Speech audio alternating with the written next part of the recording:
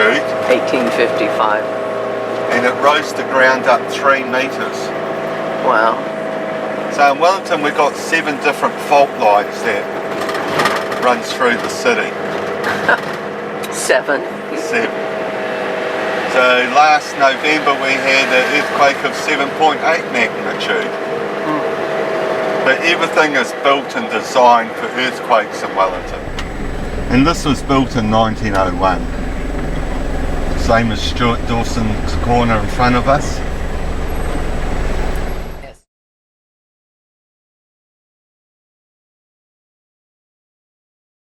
So if we were back in 1820, we'd be driving along the beach here. And everything on our right hand side is all reclaimed land.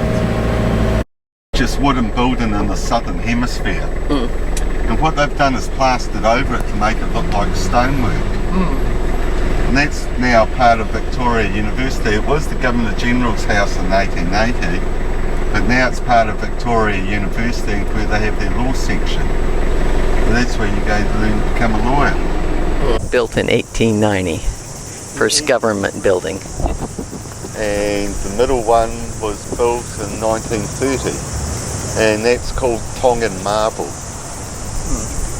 Administration building called the Beehive. Right through public library and that's called Te Ahu Mairangi. 303 meters tall. How Wellington's set out. So that's where these houses stand back from 1860 onwards. So real San Francisco-ish, isn't it? Yeah. Yes.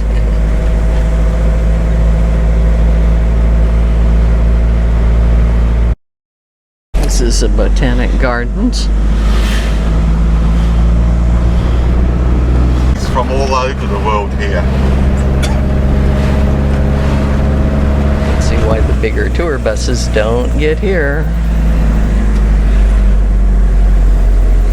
Well, welcome to Wellington streets. This is like the streets in Sausalito.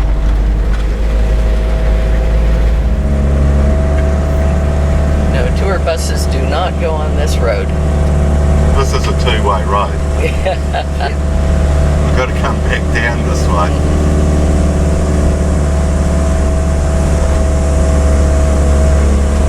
We're on the top of this hill overlooking the city. What a beautiful view from up here.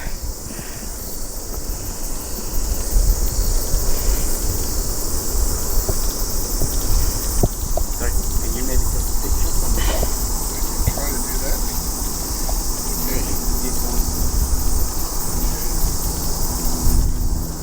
Okay, That's the airport. In the winter, 1920, the family sold the little pocket of forest and the farm of 80 hectares to the Wellington City Council. And then they brought in a bloke called Leonard Cocaine. He was a world leading botanist. And what he did was then he replanted the whole farm back into just native plants and trees of New Zealand and the outlying islands. So this is the only one in the entire New Zealand that's got an entire collection of all our fauna and fauna in one place.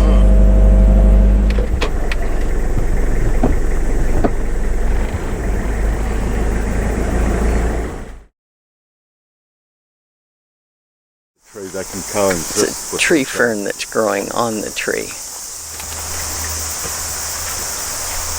We're just 5 minutes from downtown Wellington.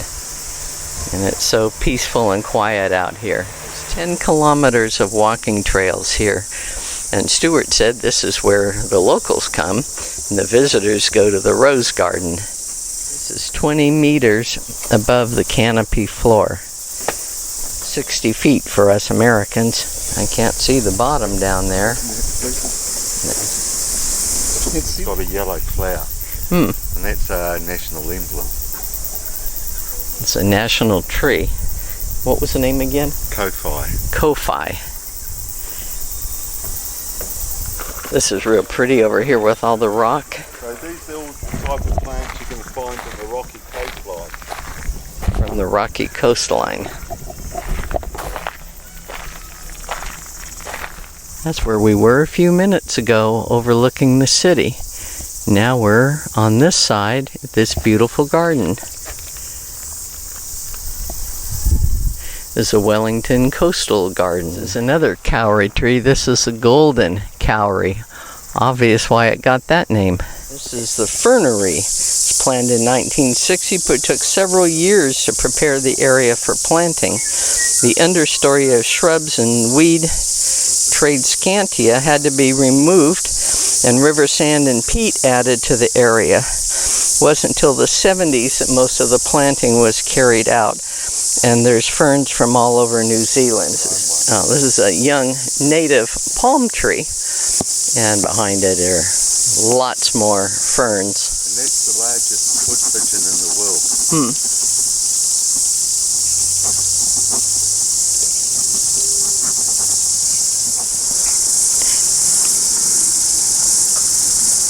Tree fern collection, and yes, tree ferns are common in New Zealand forests. They belong to an ancient group of plants that appeared in the time of the dinosaurs. There's 10 native tree fern species in New Zealand. The tallest can get to be 20 meters tall. That's about 60 feet. This is a silver fern. And we stayed at the Silver Fern Lodge in Rotorua a few days ago. And this is where the name comes from. The cowrie only grows in northern New Zealand, and that line there is 38 degrees, and they just kind of don't grow below that. That palm tree we looked at a little while ago, it was the baby. Here's the mature adult. This garden covers 82 hectares. And I think a hectare is like 2.5 acres. See the native? Oh, there's some fish.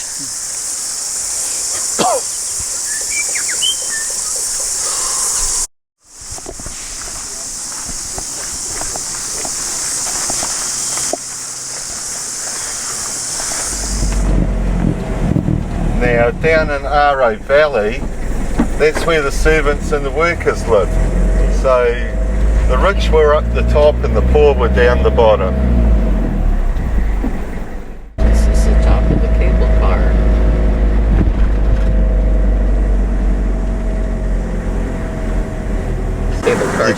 You go to your left and that'll take you down through the Botanic Gardens.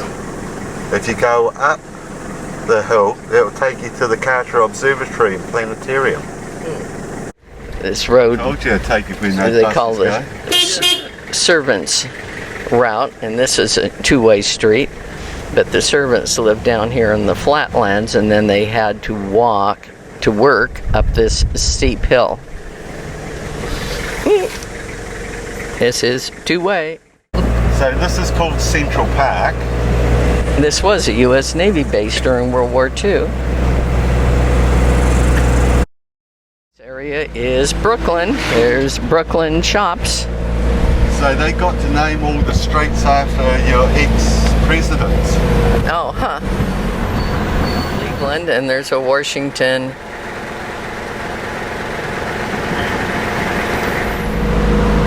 There's Taft. The yellow plants are gorse, and it gets so hot that it can melt steel.